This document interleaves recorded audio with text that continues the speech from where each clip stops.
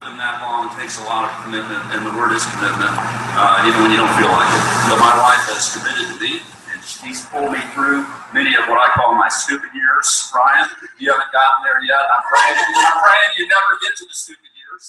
But my wife prayed me through those stupid years. I don't look anything today like I looked 13 years ago. So if you were to talk to me about what I looked like 13 years ago, you say, man, that's the same guy. And what? Because God radically changed my life. And I really believe it's because my wife prayed for me and my family has prayed for me. And so that's why I'm here tonight. And I hope you're here and you have something to add to us. But we want to add and pour into you. So thank you for having us. Rockford, how many guys always wanted a name like Rockford Steel? I mean, come on, Rockford. I mean, if I've been on the playground, I just want to be able to say, this is my buddy, Rockford. And then from there, nobody messes with you from then on. That is a very, very cool name. I want to tell you how we got into business. My wife and I are in business together. I'm in Precision Tune Auto Care as a franchisee. Wear two hats. One hat is I'm an area developer. That means I have the rights to the state of Oklahoma for Precision Tune. So if somebody wanted to get into a Precision Tune, then they would come to me, and I would help them get into business, help them find the property, help them get the financing, all this kind of thing. And that's one hat. We call that area sub-franchising. The other hat is simply a franchisee, and Suzanne and I are franchisees with Precision Tune Auto Care. We have 6 of the 10 stores in Oklahoma. We operate 4 in Oklahoma City and 2 in Tulsa. So we do that. Here's how that started. Say this with me. Relationships create wealth. Relationships create wealth. Wealth does not create relationships. Wealth doesn't create relationships. Relationships create wealth. Relationships create wealth. Wealth does not create relationships. Wealth doesn't create relationships. In 1976, my dad had retired after 20 years of being in the Air Force. He was a fighter pilot with 2 tours in Vietnam. F-100, F-105 Wild Weasels, if that means anything to any of you.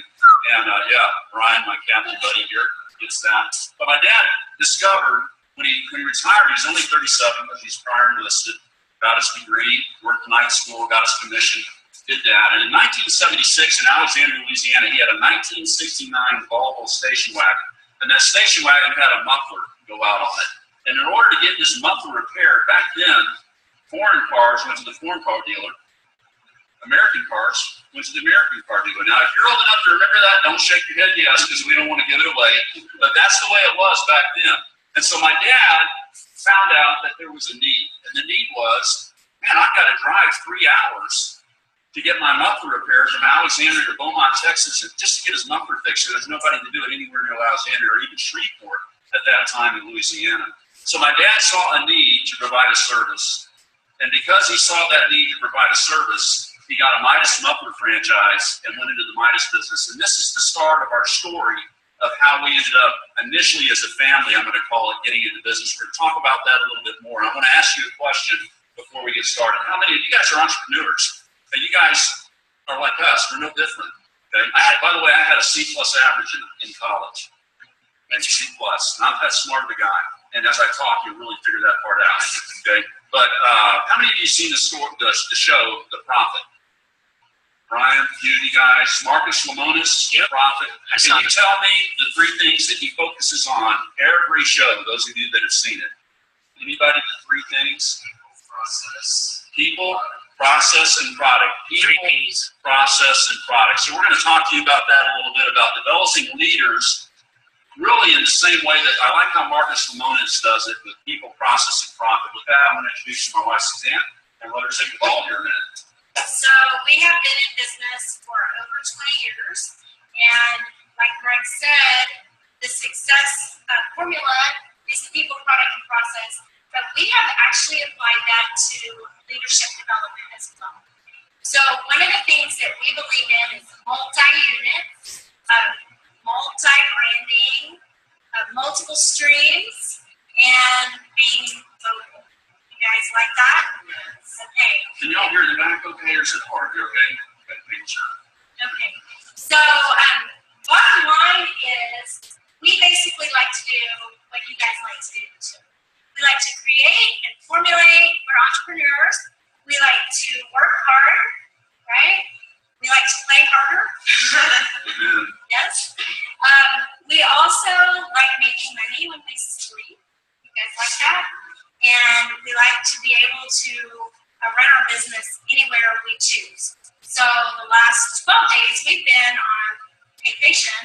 and went on a trip with his family. They're all entrepreneurs, and we were at the beach. So we had cell phones, laptops, and we were kind of running our business, and we were enjoying our vacation at the same time, writing it all off, by the way. But bottom line is we do believe that if you want to progress, you need to grow. And in order to grow, you need to be a leader. And in order to grow exponentially, you need to develop leaders. It's key. So as Greg has brought up the people, product, process, we want you guys to embrace that with us tonight.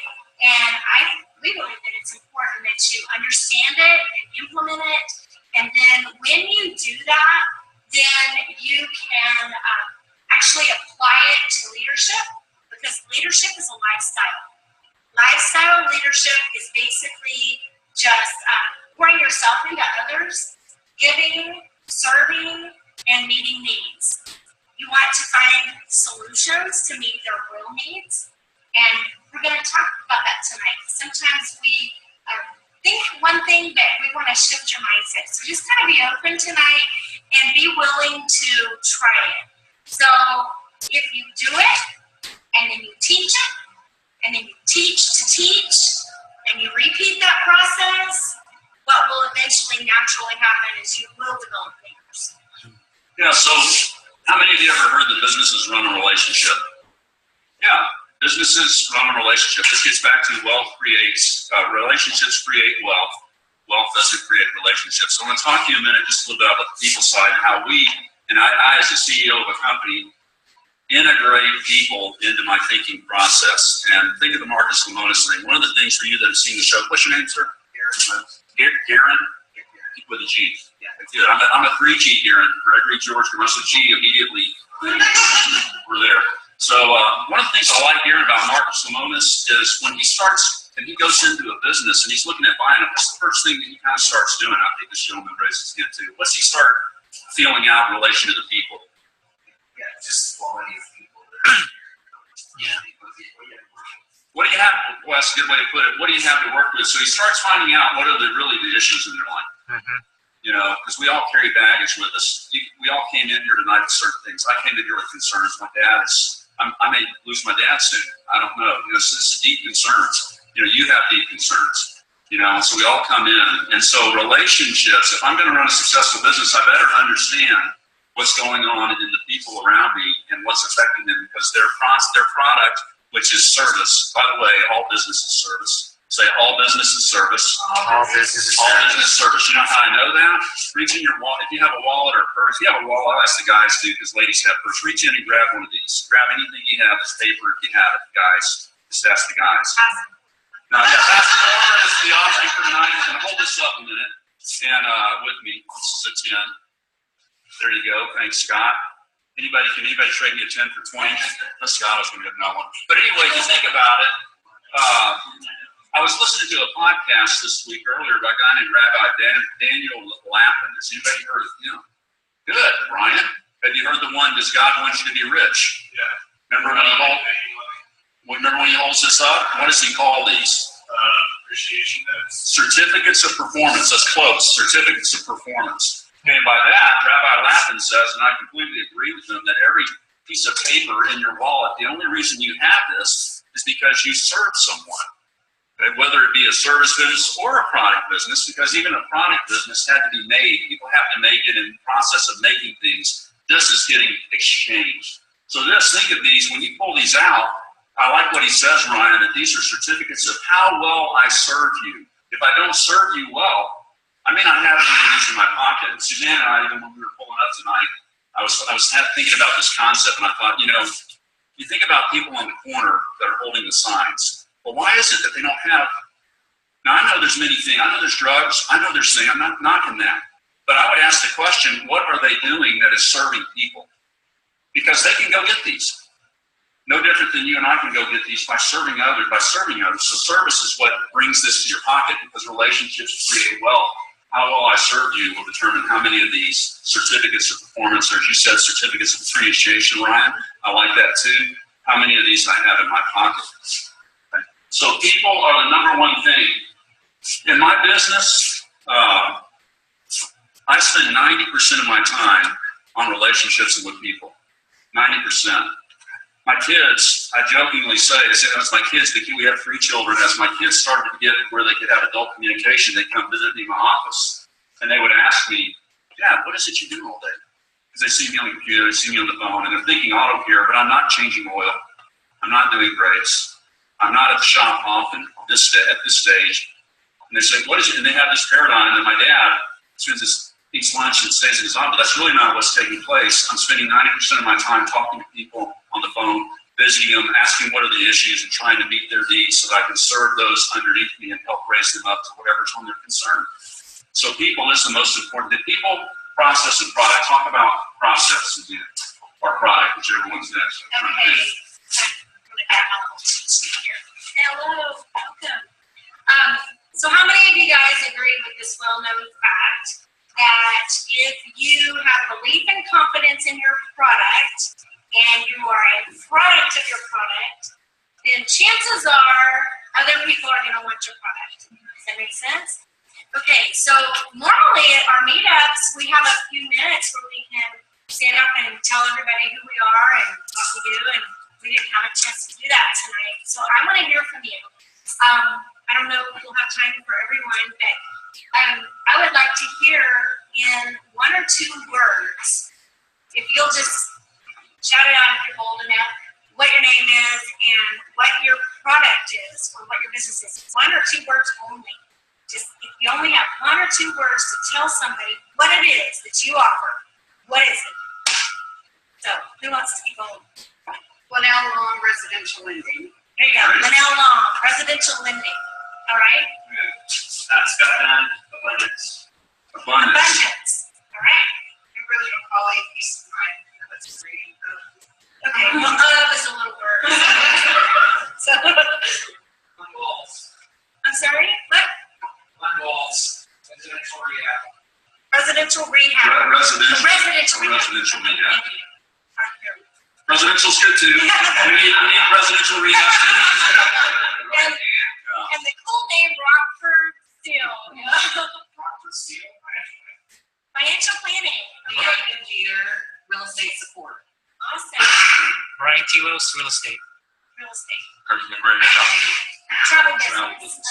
Baby Downs and financial security. Great. Right. We have time for anybody who wants to share. Anybody else? Now's your chance. Okay. I can do it in 1. I'll get there in a second. Right here. Yeah.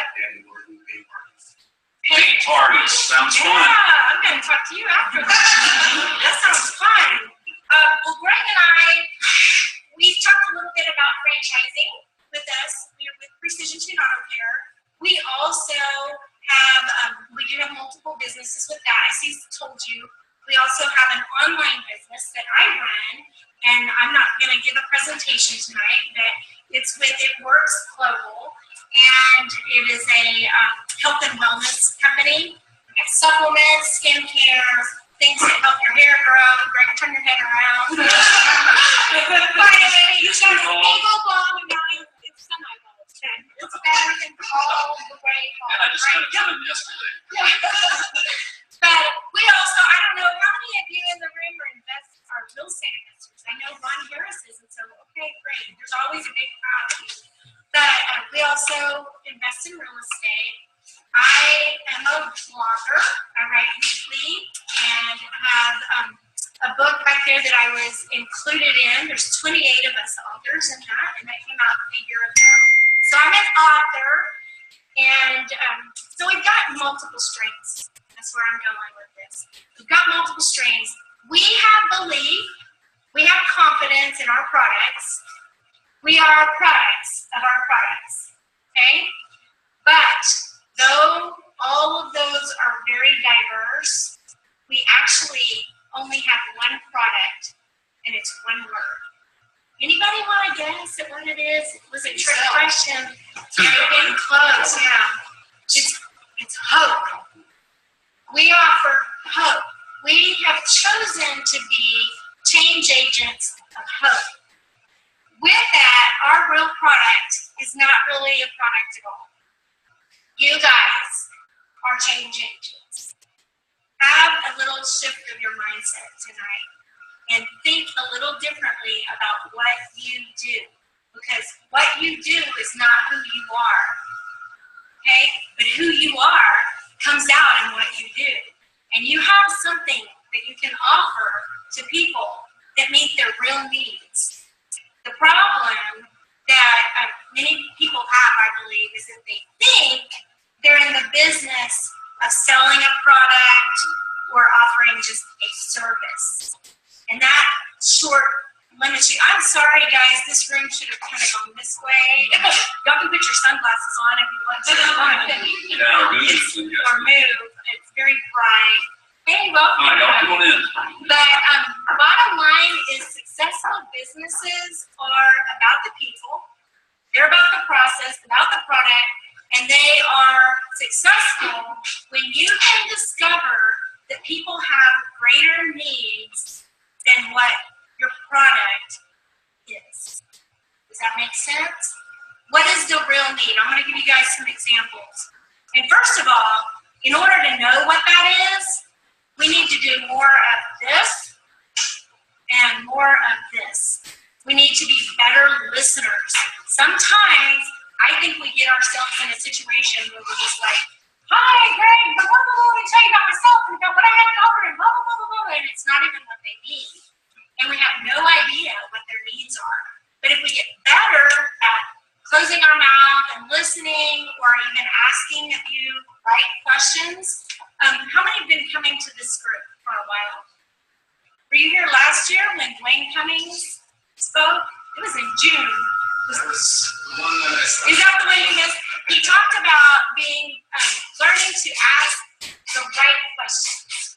And so there's books about that. Go learn about it because it's so important that if you ask the right questions, you get the right answers, right? And a lot of times that will lead you to the heart of people. And when you can get to the heart of people, then you can find out what their real needs are, and then you can find a way with what you have to offer to meet their needs. Some examples at Precision Tip. People drive into our lot with their vehicles. They come in because they either have something broken, repaired, or they just need their annual service done. What we sell them is a service. We sell them, sometimes people get new oil, sometimes they get new parts, and those are physical products, even the service. But what we really offer to them is way bigger, and I already told you what it is, and it's hope. We offer them hope. And how does that play out? It's because their real need is they need a reliable transportation that's going to take their family to school, to work, to church, to hospital to see somebody, to birthday parties, to go on vacation. That's their need. They want to know that they can get in their car and be safe, and that they can be secure, and they've got somebody looking out after them because they don't know how to work on their cars anymore. They can't do that. We provide the hope for them. And we better be doing a good job of finding out what their real needs are so we can do that. With my It Works business, people come to me all the time and purchase a variety of items. I have a cellulite reducing body rocks. I have a hair vitamin that makes your hair grow. It could be skincare and alkalizing greens powder so that they don't get sick to supplement. Lots of things. There's about 30 different products. I'm not going to get into it, but the bottom line I want you to hear is they're not coming to me for a product. They're coming because they want to feel better, look better, or live longer. Otherwise, they don't need it. If I don't provide a need, they don't need it. So, hope. I'm giving them hope that maybe what they found will take care of their real need. Today, here's a fun example. I was just kind of going all over this with my hairdresser. We got my hair cut today. Straight on with Yeah. But, so Shelly cuts my hair, and so I was just kind of talking through some of this with her because it was fresh. And I told her, I said, you know, Shelley, sometimes I buy hairspray from you, or I buy shampoo from you. You color my hair, you cut my hair, and I pay for that service. I said, but you know what? That's not even your business. And she looked at me and I said, what you're really providing for me is hope. I said, you know, tonight I'm speaking and I care about what I look like. And if I were to do my own hair, it would not look like this. You're giving me hope. And so we were laughing about it. Whenever I left, I just said, hey, thanks for the hope. You know, it made her feel good. I mean, make people feel good. That's what they're doing. With our business side of things, Greg works with franchisees and partners. I work with our distributors. They come to us because they want to find a better way to provide for their families. That's what you guys do. You're in business. You're providing something, and maybe you're in a business where you are bringing others into your business. You're offering others an opportunity so that they can meet the needs of their family. They can, not just the needs, but their dreams. Maybe they want to take their kids to Disneyland. That sounds fun to you guys? So, you know, there are things that you can do and ways that you can meet those needs. And one of those ways may be through what we have to offer, or through what you have to offer. It's hope. You're giving people hope. On a personal note, you'll see in the back, I've got some books and some CDs back there. I mentioned already that I'm an author in that book. I was actually asked to be in that book because my husband and I shared our story on CD, and it got into somebody's hands to ask me to share in this book. Our story is called Forgiveness is a Choice. And when people hear our story, which I'm not going to share tonight, we don't have time and it's not the right venue, that when they hear our story of how our marriage was restored at 16 years, and now we're at 28, and forgiveness is a huge part of it. When they hear that, often people say, I want the book, I want the CD, I want to hear, I want to see a video, I want something, I want to sit down with you so you can talk to me and tell me what it is that you did and how this happened, because it's not the norm. It's not. Our children tell us all the time. Their friends say, which parent do you live with? Our children don't have that. We are so grateful. And there is hope. And so we share it. People can choose. And sometimes circumstances don't allow for it. We understand that. But there is hope. And so with that, we believe that it's our responsibility just to be transparent and authentic with people. And then they can choose what part of our story that they want to take and apply it to their life. And maybe it's in business. Maybe it's in relationships, maybe it's a little bit of both. When we make our business about serving others and their needs, people naturally follow. And that's how leadership is encouraged. Because when somebody's following you, you're leading, correct? And it could be that you're just leading lunch. It doesn't have to be a group. Your leadership emerges because others are attracted to who you are. And who you are is the product that they want. Does that make sense? They're attracted to you.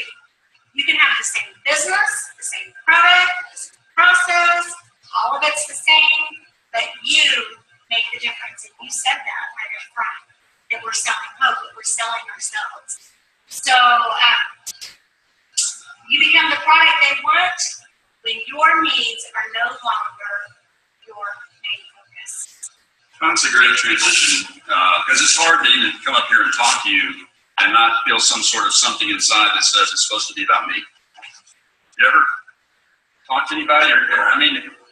It's hard to fight that, because the natural flesh part of me wants to say, it's really how good I look in front of you or what I say, but that's really not it. It's really about Bailey, maybe meeting Kimberly, or Ryan, you and Scott hooking up and meeting and talking and discussing things. It really is about relationships, and if relationships really do create wealth, then maybe I do need to get to know you. Maybe I do need to know who you are and what your concerns are. Maybe I do need to know what's important in your life, not because of any other reason than to say you have value, intrinsic value, because God says you have value, and you do have value. And when we serve people, it's because of through this intrinsic value that God gives us that success happens. Let's talk about process just a minute. Get back to the Marcus Lemonis thing here in a minute. Here, back to that. People, product, and process. I'm in franchising. Franchising is all about process. So all of you know what franchising is. It's a system. My man Brian here is a captain in the Air Force. I'd like to thank him for serving. Brian, for serving. Thank you, Brian. Anybody else? Any other veterans or people else that have served in here? Small in the back. Rockford. What branch? Marines. Thank you for showing me. Military is another one that's a systems-oriented, process-oriented, for good reason, entity. But the process, even in franchising, even though I'm in precision tune auto care, when I go to the training classes and they tell me how to do things and they give me manuals of how to service things and we need those, the process really does get back to who am I as a franchisee to feed my customer, baby. Because you come in the door, you're not, precision tune auto care is only as good as Greg Ramada's. It's only as good as, am I going to become your mechanic? And so the deal is when you come through the door, do you trust me enough to bring in your car and get back to the hope thing that Suzanne mentioned, where you trust me enough to do something on your vehicle, provide a service to you, and meet a need that gives you hope that you're going to go out the road and go down the road and not have oil come out of your car. So it gets back to everything. All business always gets back to relationships. So process, even though franchising is about process, I don't want to talk a lot about this process of franchising. I want to get back and talk about the process of developing people in franchising, because that's what you need to be spending your time on, is developing people. And I hope nobody leaves here without meeting at least 5 other people. I challenge you to do that. And I want to compliment you for coming, Bailey, first time. Many of you first time. So many of you come in the door not knowing what to expect and wondering, who am I going to meet? Why am I here? Is anybody going to say hello to me? It's the same thing like when you walk into a church for the same time. If you haven't visited another church for this, and you've been in the same church like I have for 23 years, go somewhere else. It'll open your eyes, make you realize maybe I need to do a little bit better of reaching out when somebody comes into the door. So I hope you'll meet at least 5 other people before you leave, because they have something to add to your life. So the process of developing people starts with the name. So it's always, my kids always tell me, Dad, you're real good at names. No, I'm not. I had a 2.9 grade point average in college. I'm not that smart of a guy. I made 3 F's and a D my first semester in college. My dad was thrilled about that. So then he allowed me to take a semester off to work to really get my focus together. That was a good thing.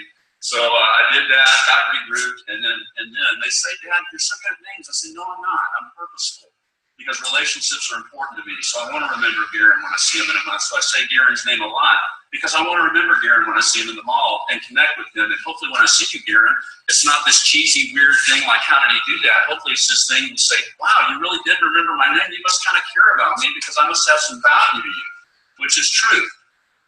And you have value to me. But you have to be purposeful in that. And that's what the leadership and development of people starts with, the main connection. If you can't get that, you can't get beyond first base. You start there. So today I got back. We were on vacation for 2 weeks. Really good vacation. Like my team, I'm not normally this dark. We were in Myrtle Beach, and not normally. And so we were in Myrtle Beach. Had some good time with the family. Well, I came back after being gone for 12 days. My office manager, Janet, of 20 years. Okay, she's worked for me for 20 years. Janet's in the office. I come in the door. She's standing in there. She's talking to one of my bookkeepers, and they're talking, hey, welcome back, Greg. Hey, welcome back. I go over. I give them a big hug. Good to see you, Janet. Good to see you, Connie. Do we have any money in the bank? Oh, good. Okay, all this question, but not, just basic John.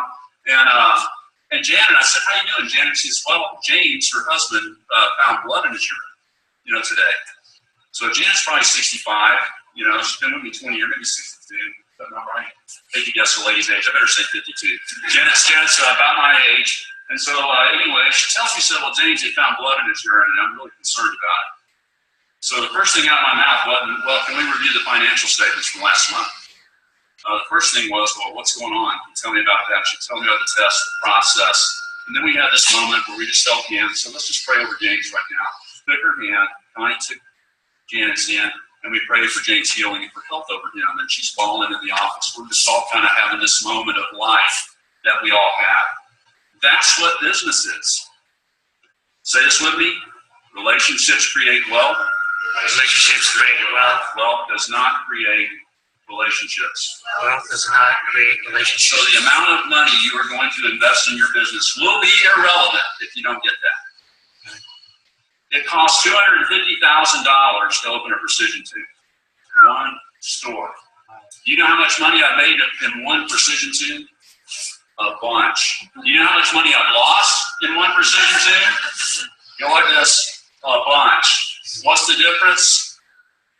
Relationships in the business. Who I had in the business, that was my name in the business.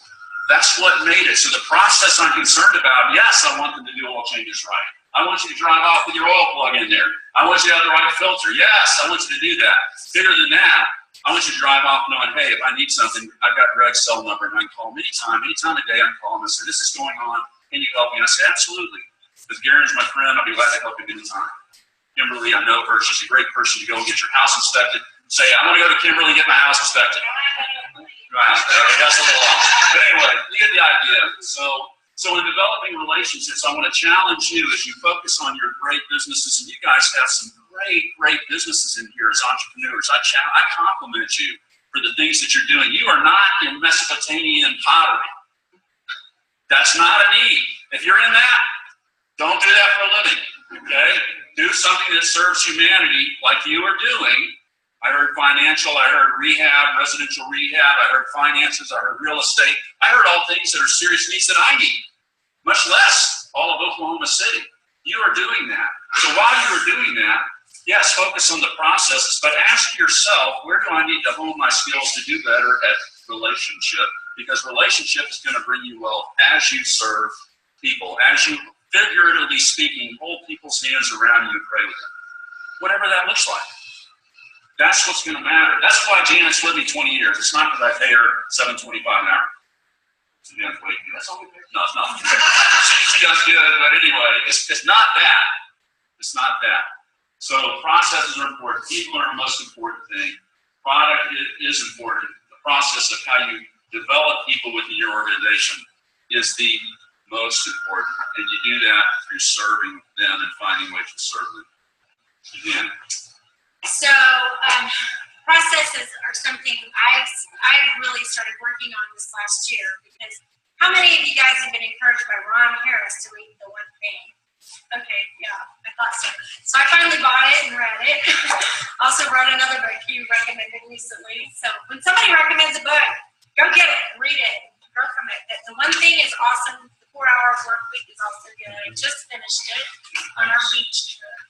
But The One Thing encouraged me to do and focus on the one thing that would make the most difference in my life if I were to purposely spend effort on that. I mean, time blocking and weeding everything else out to focus on it. And when I started applying that, I started realizing that what I was missing, because Greg was watching The Prophet a lot. We were like, let's watch another episode. Let's watch another one. So I was getting this ingrained in me. And I realized with my business, I have the right product, I have the right people, I have the right process. But personally, I have the right people, I have the right product, but my processes kind of stunk on how I did my customer service and my follow-up and my diligence and doing things on purpose. So process has been a big thing for me this last year. With the industry that my online business is in, it is a network marketing business.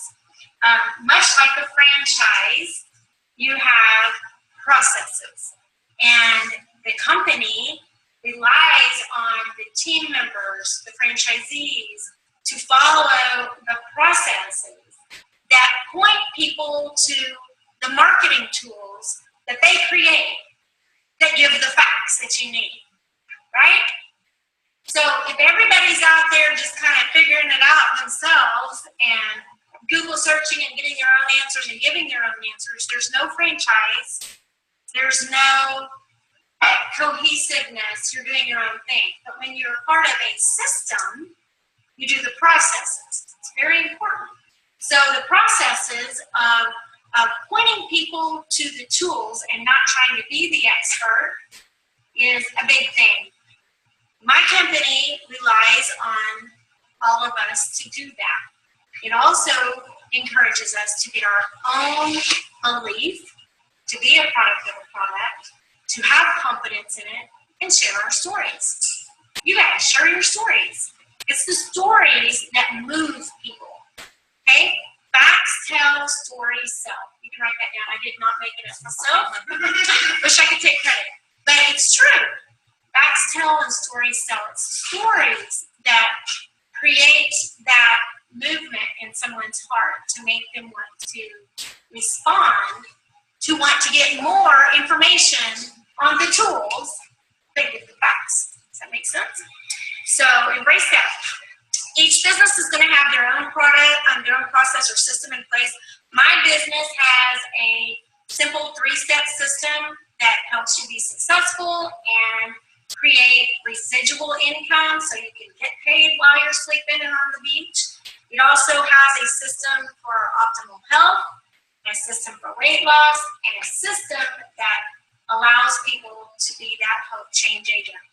Thanks to experience, mentors, coaches, webinars, events, my goodness, the right people that have come into my life, I've learned to be a leader. I believe it's about choosing to grow personally and spiritually. I also believe it's about being authentic and real. Bring yourself to the table. People don't want anything fabricated. Be who you are and take the lead. We taught our kids, I was thinking about that this morning. Our kids are 20, 19, and 16. They're all leaders. But that didn't just happen. We modeled it, we taught it, but we told them, take the lead. Grimaud's take the lead. Grimaud's don't quit, Grimaud's take the lead. Anytime you can take the lead, do it. And they're doing it. They're all leaders. Our oldest is running a political campaign for our congressman right now. She's 20 years old. I mean, she's taken the lead. And so I want to encourage you, anytime you have an opportunity to take the lead, just do it. Be yourself. This process is going to show you as the product. You are the product, and it's going to show you as that. And then the right people, they're eventually going to follow you, and they will become what brings you out as a leader. After all, it's about people. Right. Yeah, I hadn't planned on sharing this. I've got to mention the card. I'll have to mention that at the end. But I hadn't planned on sharing this story, but I'm going to share it with you here in a minute. I'm going to read something from my journal. How many of you journal? You did good, Brian. You. Good, Rockford. These are things, Kimberly, I think. I started journaling about 12 and a half years ago when kind of my personal pastor guy changed my life. He was teaching me and mentoring me. Kimberly, when we got here, I said one of the things that Kimberly right here mentioned that impressed me is she mentioned the word mentor on her own. She said twice, she said, well, I mentor somebody. That's called leadership. She's mentoring somebody, and somebody's mentoring her. That's also called leadership. Okay, that's both ways. So that stood out to me that you have people mentoring you and people that you are mentoring. That's what you should be doing. I remember Craig Rochelle, side note, for those that have heard Life Church messages talked about, you become the average of your 5 closest people in your life. Think about that. Yep. You think it's important who you hang out with? Yes. Absolutely. I want to hang out with people that are moving me up. Okay, I'm not, say this, he's not the smart guy. You always got to say it. He's not that smart of a guy. He's not that smart of a guy. Oh, they said it. It's good. And you're right. See, I'm not that smart of a guy. So I need to hang out with people like you because you have something to add in my life. You have something to add. And I want to constantly be going up and constantly be sharpening my saw by hanging around entrepreneurs, people that are in the know and on the move and care about people that are going places, that have goals, that have purpose, that understand how great it is to live in Oklahoma City, that want KD to stay. Those kinds of people. Okay, I want to hang out with those people. But I want to share this story with you about what real leadership looks like too, because real leadership is just being who you are. Okay, it's not being that elementary, junior high, and high school person of this. That's not what it is. It's being who you are, and it starts in the family.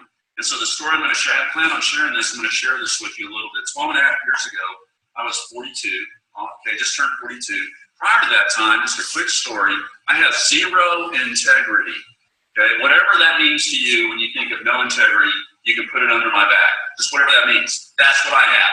Okay, that's what was there.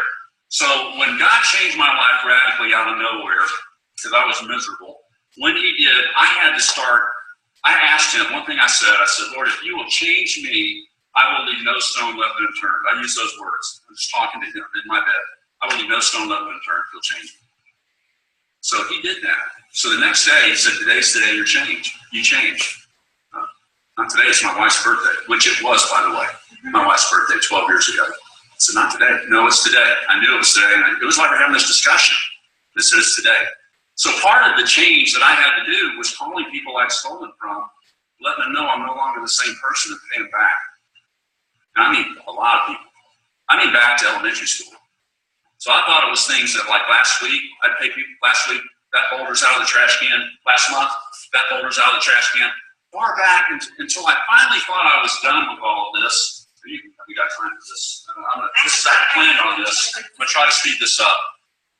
I had, okay, Rockford, please give me a cut off and jump up and down.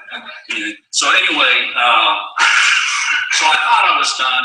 I thought I couldn't think of anybody else I'd stolen from and making restitution. Tried to, everybody, call them, make checks, Suzanne, seeing this go on. Boy, that really excited her. Wouldn't you know that excited her to see this happening? Hey, I got to write a check to so-and-so. She was real excited about it. So I thought I was done, and I really, a couple of weeks went by, and then God prompted me and said, remember you stole a ham when you're 17. He said, pack a ham, not a big ham. Okay, little pack Oscar Mayer ham. When I was 17, a freshman in college at Bethany Nazarene College at the time. It's now Southern Nazarene University. And I was a freshman. In the winter, had no money. This is my 3 F's and D moment. Okay, I was there at college, went down there, stuck it in my coat, had forgotten about it, about $3 in value. Okay. Went down there, talked to the manager at 23rd and Rockwell. It was a Skaggs Alpha Beta. Remember that? If you've been around here that long. You got a head nod back there. Was there a pack of ham missing when you went in? So anyway, so I went back there. I asked for the manager. I told him why I was here. And so I want you to take this 20. God has changed my life. I can't take it. So you have to take it. This has been 20, 30 years, 25 years, 20. You have to take it. I'm not going to take it. I said, all right, I'm going to go to my church, talk to my treasurer, tell her what's going on. I'm going to write it from here to the church. I had to go through all this really humbling stuff. God will take you through and pull you out, by the way, better than you were.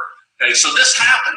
That's the last thing I remember. I thought I was done, and I was done. I couldn't think of nobody else, and God started changing me. Now, a couple months go by. My oldest daughter, the one now that is running a campaign for Congressman Russell, was 20 years old. My oldest daughter at the time was about 20, 12. She's 8. So she's 8. We're in the room. We're having family devotions, kind of talking about things. And kids don't, listen, your kids do not need to know your junk while they're kids. There may be a time you share it. They don't need to know while you're, but there's a point where it's going to be appropriate. But I felt this tap. I'm talking to him, says, tell them about the ham. So I got an 8-year-old, a 6-year-old, and a 4-year-old, and my wife. And I said, I got to tell you guys something. And I told them what I told you, just like I did. 17, went down there, same thing. That is the quietest they've ever been in devotions, Bailey, ever. My dad stole a ham. I could just see it. And I'm the one saying, don't steal things. My dad did. So, but they listened to that. So then we finished, and then I went into another room, and my daughter comes to me, the quiet one, okay, the real quiet, deep waters one, the firstborn. How many of you are firstborn? Thank you for raising the rest of us. We want to say thank you for your diligence and for your steadiness. Yeah, for paving the way. She comes to me and she says, Dad, can I talk to you? 8 years old, little thing. I knelt down eye to eye in my master bathroom. Knelt down. I said, what is it? What is it? She said, well, you know all that pocket change you take out of your pocket and leave by your sink every night? I said, yeah. I've been taking quarters and putting them in my piggy bank. Wow. My daughter, 8 years old. And I said, how many do you think you've taken? She said, I don't know, I've taken a lot. I said, well, what's a lot to you? She said, I don't know, Dad, I've taken a lot. I said, well, a lot to me is 8 quarters. I said, I want you to go to your piggy bank and give me 8 quarters and bring me 8 quarters. And I want you to know I forgive you. And you don't have to carry around those quarters in that all your life like I carried around that ham. You're done. I forgive you. God forgives you. You're in. My daughter ran to the bedroom. Whoa.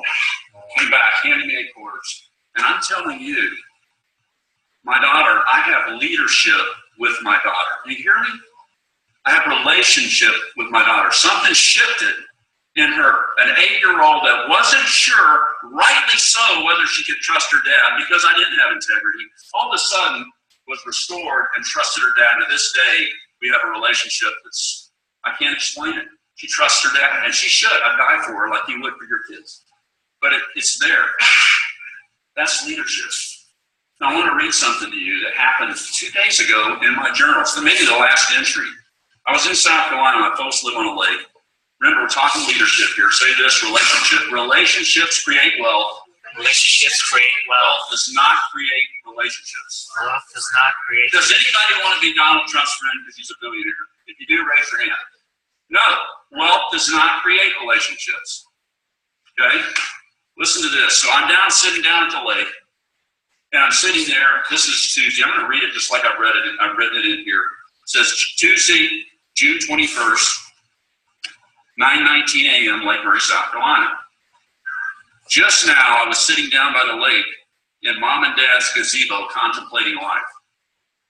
My dad, 78 years old, choleric fighter pilot. Think choleric fighter pilot, stern businessman, CEO type.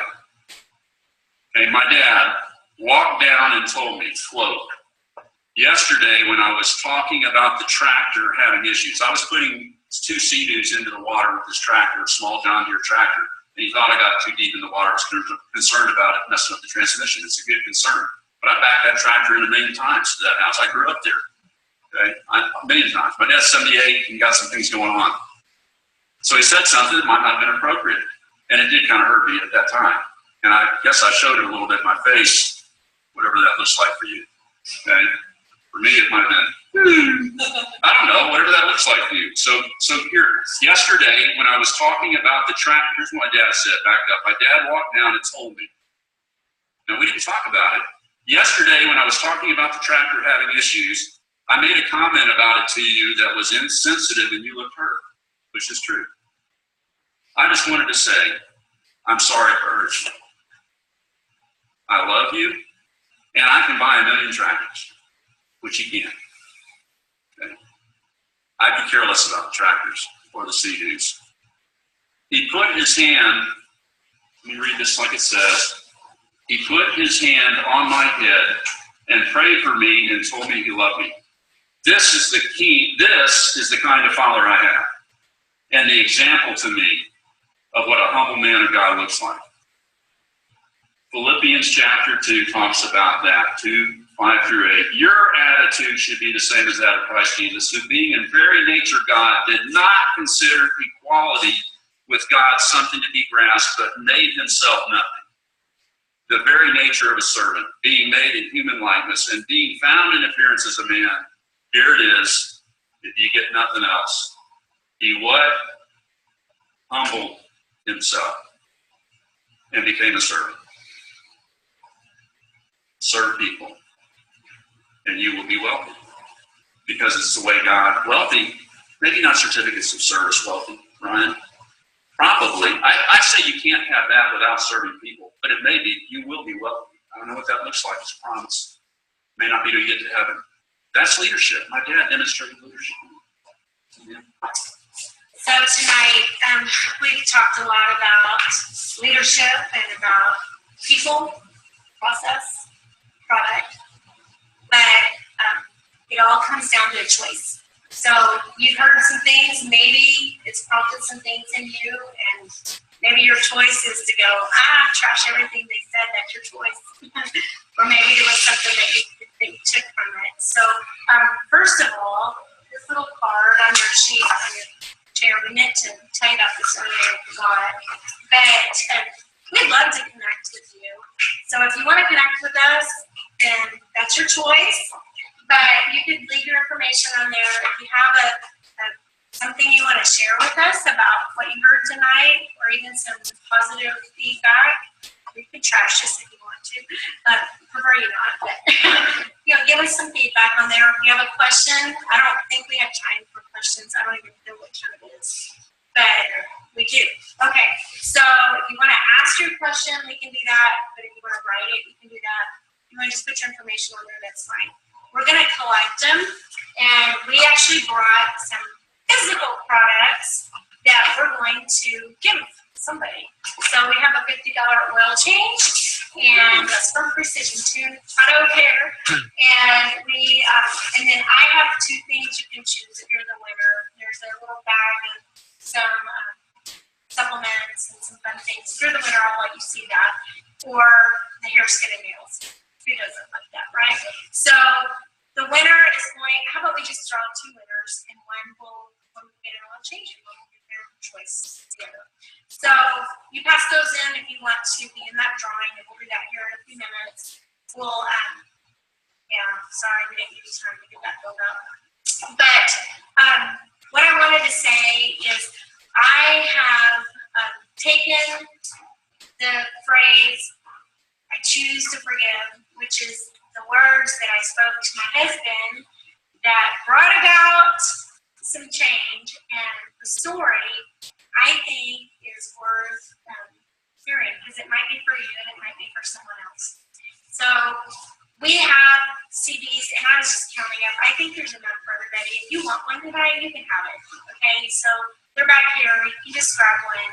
They're back on the table. They're back on the table. The books, if you want a book, I'm chapter 3, and it's about 10 years after the CD was done. So it's brought into a different light, and it doesn't just talk about relationships with your spouse, but just relationships, period, and the steps that you can apply to restore. And so if you want that, the book is $20 on Amazon. I'm doing $15 just to cover costs. If you want that, you can let me know.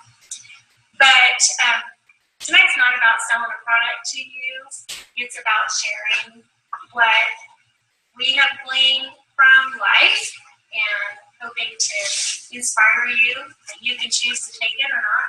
If you'd like to connect with me on my blog, my blog is called My Choices Matter. And I feel like everything in life is a choice, and a lot of it's business, and some of it's just relationships and just being authentic. And it just gives me a place to share and inspire. So anyway, that's all we have tonight, except for questions. If you have one. General questions, I want to ask you general questions or things that are rattling around. I'm glad to answer them. Yeah, Brian. Scott, next. So, first of all, thank you for sharing your story. It's definitely inspirational. I really like the encouragement. Yeah, give me a round of applause. As an entrepreneur, you talk about business relationships, you have a profit, and I just want to know what kind of challenges you kind of had in Precision Auto Tune, and how did you overcome that? That's a great question. So you asked, what are the challenges that Precision Auto? The number is people. Challenges in every business is always people. So just like the relationships, it still gets back to that. We have people that don't show up, like every business. It's just life happens. So as things happen, you have to roll with the punches and make sure you're covering. We're a specialization business. So we don't have a person taking a product from start to finish like you might have, in some places you have to finish front. I need you to show up, Bianca, and do your specialization. I need you to show up and do your specialization. So when a specialized person doesn't show up, we got to make sure as many people are trained in that area to fill it so that customers don't see that. We can serve them. So it's still the people side, I would say. I think back to when we first started, some of the challenges we had then. It is a franchise, but before, it was our first, and before we kind of caught on to everything, we were kind of just doing our thing, and our prices were not what they needed to be, and perhaps some of our employees shouldn't have been there, but they fought here and they were hired. But we changed things pretty quickly. One of the things that I think was our biggest thing is learning a little bit of a balance. So I would say for Greg, He is a people person, if you haven't noticed. He does truly care about you guys. And he sees you, he will remember. Before I cared and was still from you, now I just care. So that's exactly how he was in the business. And we both were there when we started and working it all the time. And I was inside talking to the people and meeting their needs inside. And Greg was on the lot. I mean, the car pulled in, he was sleeping in the parking lot. He was running. He wouldn't stop and eat. He was late, wasn't sleep, working nonstop, and it was a struggle for our family. And so we quickly realized that part of our process needed to be to schedule a day off and trust that the people that we had in our business could run it without us. And so I think that was one of the biggest challenges for us, is to let go and allow that process to happen, as well as get that rest. Because entrepreneurs, we work. Yep. I mean, I don't know about you guys, but I can be up all night. I was up till 2 last night, and I get fired up. I get my ideation going, and I'm working, and I'm excited. Our daughter's the same way. Midnight last night, she was jumping all over the room, just so excited about her leadership. It's who we are, but you got to turn it off, and you got to get some rest. And so when that happened, things changed for us. And so I would say that was one of the biggest challenges I remember. And that just makes me want to say, don't quit. You guys know your business is cyclical. All business. So wherever you're at in your business, maybe you're at the low point, you go, man, this just doesn't feel like it's working out. No, don't quit. You are in the right business for you.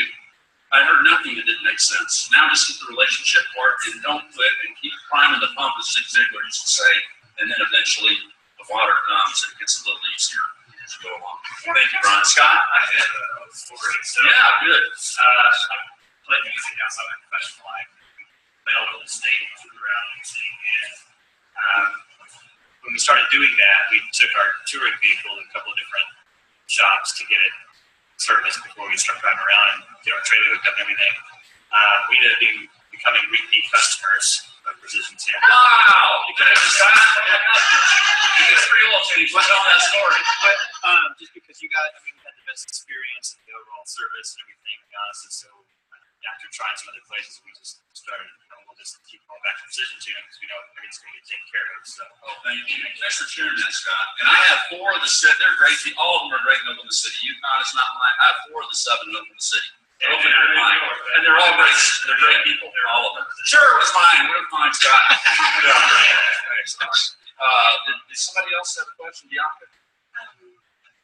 Talking about environment, and you guys are talking about who's around you. How did you deal, as you became more successful? I know Suzanne, and you are, to me, you're very down to earth, but did you ever deal with, having to separate out from people, and how did you, as people started to perceive you as wealthy, I wouldn't know anything about that, but it's just a question. As people started to perceive you as ambitious or wealthy, how did you deal with those relationships it seems like sometimes there's jealousy or irritation, and the whole entrepreneur thing can become really, kind of the elephant in the room whenever you're around your friends that are employed. They don't get it, and if you're going through failure, you can't go to them because they feel like they're a job. So, That's a great question. So between the low and the high, how did you manage relationships outside of entrepreneurship? And family, a lot of it can be family. That's right. Let's face it, that's your number one relationship. And so extended family can be the hardest part of that whole question. You want to answer that first? But I want to get back to Ryan. You said you saw that Rabbi Daniel Lappin podcast. If you guys haven't listened to Daniel Lappin, L-A-P-I-N, I want to encourage you to join Ryan and I. Daniel Lappin, Rabbi Daniel Lappin is an Orthodox Jew who's brilliant on money and wealth. And listen to it. But as she says that, I think of that same podcast, Bianca, where he talks about it is not the case that wealthy people which are portrayed as greedy, revolver in the desk at the top of a tall Devon building. That's not the case for most wealthy people are not that Donald Trump's saying things that, I don't know. I keep saying Donald Trump. I probably shouldn't keep saying that.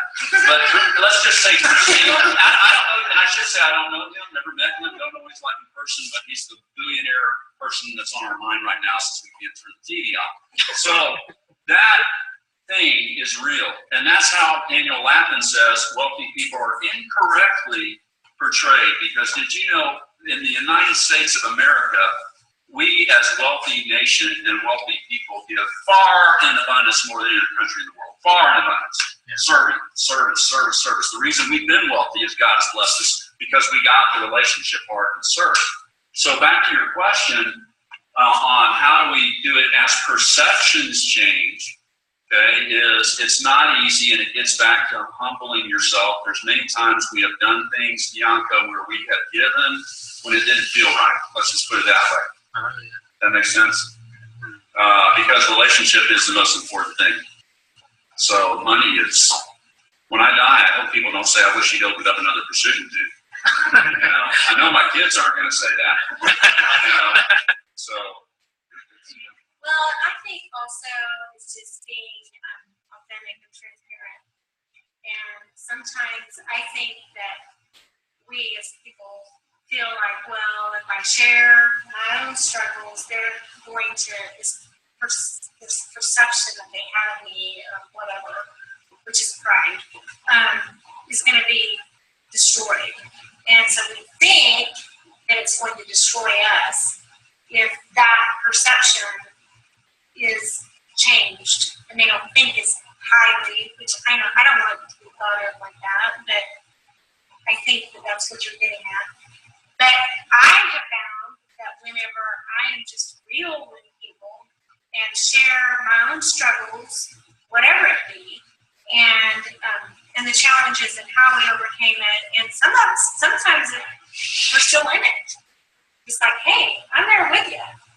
People appreciate that, and then they connect with you more, and it just takes that wall down. And to me, that's what helps to develop the relationships, which wants them to be more involved in your life and learn from you and grow from you. And maybe it's you're learning and growing from them. It's a two-way street. I don't think that the title or income or any of that is really what it's about. I think leadership is really about being authentic, and it can be someone that doesn't make much at all that's leading you if that's who they are. It really gets back to, I think the harder part is not even others. I think it's what you said, the harder part is this. I can get the BMW now. It's, wow, I can go buy me the big house. That's the harder part. And so if people are saying that or thinking that, it starts to come to me, maybe there might be something I need to hold the mirror up to or ask Suzanne or pray about, but maybe it is something I really have a problem with. It's just an attitude. His parents are a good example. They're very wealthy. They're very giving. They give so much. My mother-in-law, I've been with her when she's bought enormous amounts of clothes. But if you go in her closet at any given day, you cannot hardly find anything. And I'm like, where are your clothes? She gives them away. It's this attitude. What you have, you should be willing to let it flow through you. And enjoy it for a little bit. Maybe it's the BMW. I have an Infinity. I bought it used, but hey, I love it. I didn't pay a ton of money for it, but I'm okay with that. Okay with enjoying that. And I'm okay with letting it go if I have to. So are you holding on, or are you willing to be a vessel that you can flow the things that are coming your way and pass it and serve and share and give? Those are the things that I think make the difference. Anybody, and is there somebody else in here that might want to jump in on that statement? It's not just us on that. Got thoughts on that? On Bianca's question? Because it's not just, that's a great question. You can feel free to. Any other questions?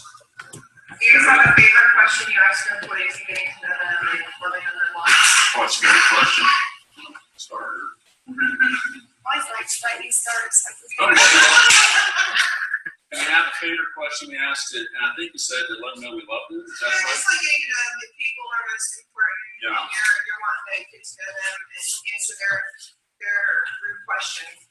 I don't know that I have a favorite question that really that's there, because that's the kind of thing that doesn't happen in the first interview. Right. That is something that happens as you start. That's something that happens when they tell you their husband is blood and urine, and you start, then you find out who you're really working with and what's going on in their world. And hey, you don't have to work with people a week before something pops up, right? I mean, let's say we all have it, something. So not a favorite question. I think it's more of just an attitude. For me, because relationships are the number one thing for me, I spend most of my time just lifting up, rewarding, recognizing, exalting, praising, stopping by, thanking, all those things. So for me, it's just that, coming around. Hey, who is this owner guy who's up his the perceptions again? Back to perceptions, right? Yeah, perceptions. Well, it's not true. I'm not at the top of the Devon building on the second floor of a little small building that was built in 1965 without an elevator.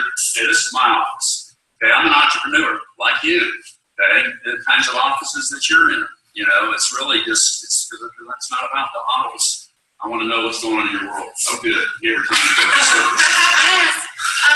So with my business, I don't really have employees, but I have teammates. I have people who want their own business, and I help mentor and sponsor and help them grow. So often what I will do when I'm talking with someone that's thinking about doing this or getting started is I want to get to the heart of why they're doing or they're interested in this, and it's got to be more than just the surface things. And to get deep into it, I often will ask if money were not an issue, if health were not an issue, if time were not an issue, what would you do? If you had what you need, what would you do? And a lot of times people answer me things like, well, I would adopt, or I would serve, I would give, I would do this, or I want to take my family to Disney World. It changes, and it gets to the heart of the issue of what is it that makes them tick, which is right along with what we talked about tonight, to ask the right questions so that you can help provide the right solutions, because everybody's lives are not the same.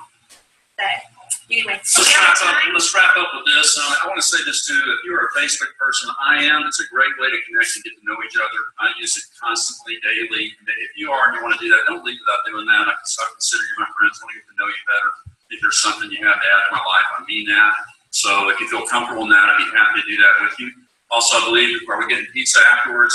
Rockford, I'd like to sponsor anybody due to Scott's glowing report. You can thank Scott. I'd like to sponsor anybody's pizza that shows up